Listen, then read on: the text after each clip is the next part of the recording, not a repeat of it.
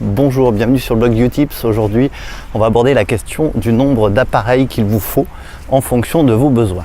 Est-ce qu'il vous faut un Mac de bureau plus un iPad pour vos déplacements, un Mac de bureau plus un iPhone ou un Mac de bureau plus un deuxième Mac?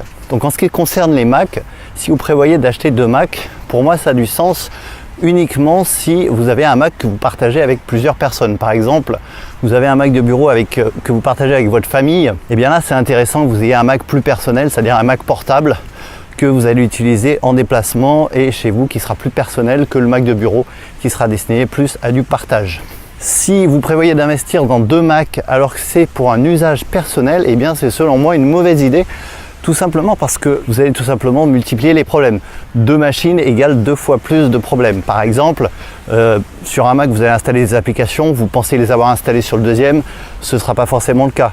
Est-ce que vous allez faire les mises à jour en même temps sur les deux Macs? Ce ne sera pas forcément le cas non plus. Même si il existe des systèmes comme Dropbox, iCloud, etc.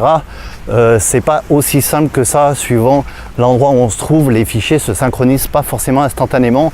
Donc selon moi, si c'est pour un usage personnel, eh bien je vous déconseille d'avoir deux Macs. Donc quelle solution opter pour cela?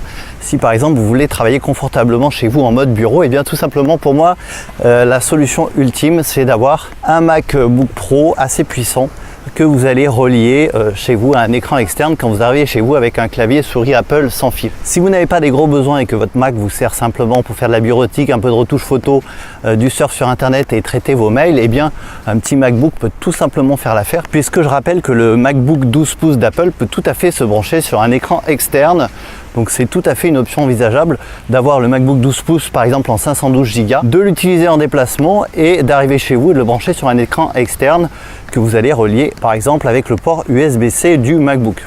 Évidemment avec un clavier également sans fil Apple et une souris Apple. Donc si vous avez de gros besoins, eh bien optez pour le MacBook Pro 15 pouces avec carte graphique. Ça vous permettra d'avoir une machine puissante en déplacement et d'arriver à la maison et de le brancher sur un écran externe 5K par exemple d'LG. Si vous avez des petits besoins, eh bien du coup n'hésitez pas à prendre soit un MacBook Pro 13 pouces, soit un MacBook 12 pouces en déplacement et vous arrivez chez vous, vous le branchez sur l'écran externe. Donc ça c'est vraiment le cas où vous décidez d'avoir un Mac pour un usage personnel. Encore une fois, si vous prévoyez de partager un Mac pour votre famille, eh bien l'idée d'avoir deux Macs est intéressante, puisqu'il y a un Mac qui ne vous servira que très rarement finalement et le deuxième vous servira comme machine principale.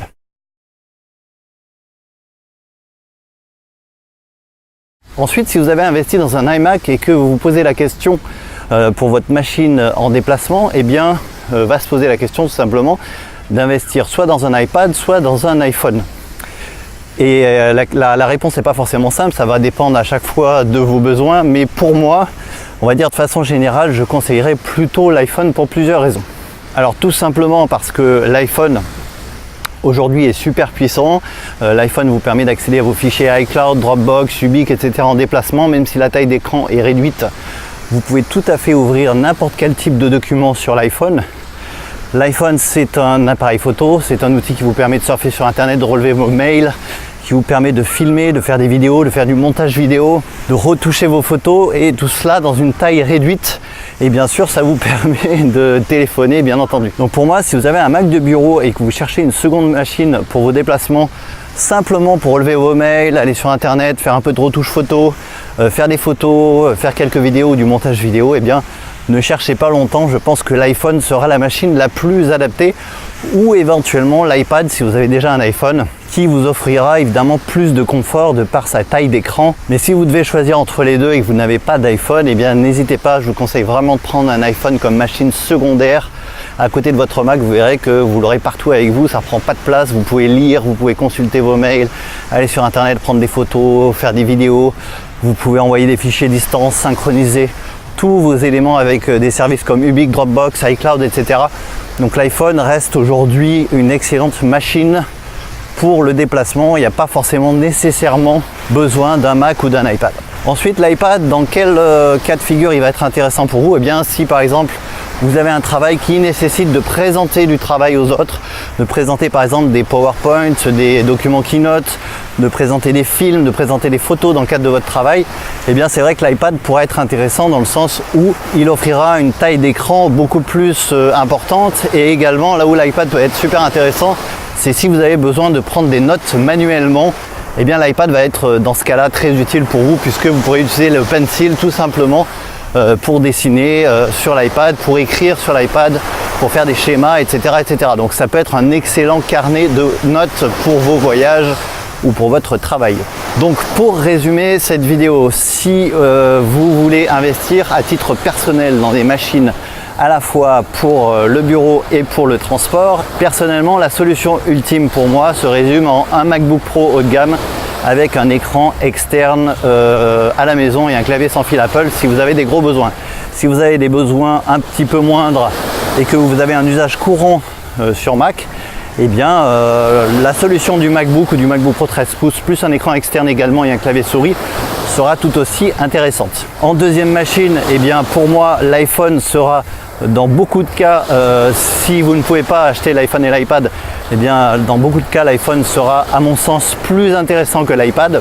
Et ensuite, si vous avez des besoins très spécifiques, vous avez besoin de prendre des notes, vous avez besoin de présenter des travaux graphiques et visuels, l'iPad peut être super intéressant de par son autonomie, de par sa taille d'écran, de par sa qualité d'affichage et également évidemment son pencil.